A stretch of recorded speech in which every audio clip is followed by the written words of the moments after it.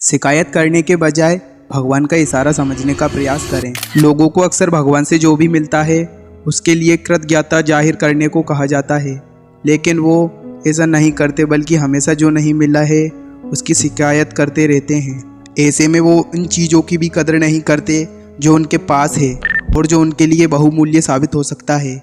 कैसे, चलिए इस कथा से समझाते हैं। एक पुराने कथा के अनुसार एक बार नारद मुनि इधर उधर घूमते हुए पृथ्वीलोक पहुँचे।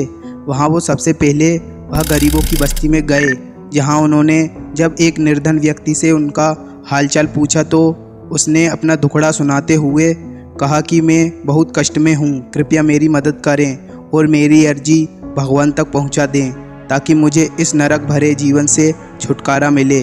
नारद ने देखा कि वो आदमी वाकई में बहुत कष्ट में है और बहुत मुश्किल में गुजारा कर रहा है, इसलिए नारद मुनि ने उसकी बात नारायण तक पहुंचाने का आश्वासन दिया।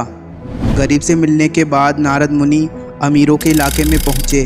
वहां भी उन्होंने एक धनवान व्यक्ति से उनका हालचाल पूछा। उसने भी शिकायती लहजे में कहा कि नारद जी, आप तो सबकी खबर रखते हैं, भगवान से कहकर मेरा कुछ भला करवाइए, मेरे पास सब कुछ है पर सुख नहीं है।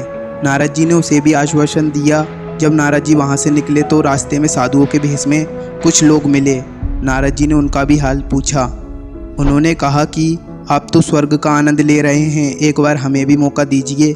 इस तरह सबकी खबर लेने के बाद नारद जी विष्णु लोक लौट गए। विष्णु लोक लौटते ही उन्होंने भगवान विष्णु को सारा हाल कह सुनाया। इस पर भगवान विष्णु ने नारद जी को बताया कि वह व्यक्ति जो अपनी गरीबी का रोना रो रहा था, उसे मैंने हर तरह का गुण प्रदान किया है।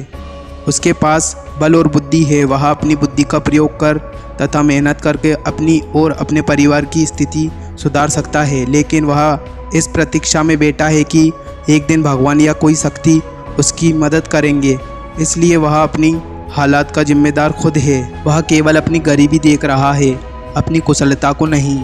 उसे परिस्थिति से शिकायत है पर उसे बदलने के लिए वह भाग्य के भरोसे बैठा है, खुद कोशिश नहीं कर रहा।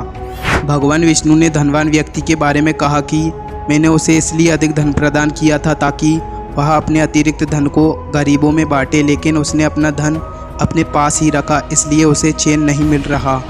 और भगवान विष्णु ने साधुओं के बारे में भी कहा, उन साधुओं को दूसरों को लूटकर अपना सुख प्राप्त करना है, उन्हें कभी स्वर्ग का आनंद नहीं मिल सकता है, क्योंकि वो कर्म की जगह सुख पाने के लिए पाप का सहारा ले रहे हैं।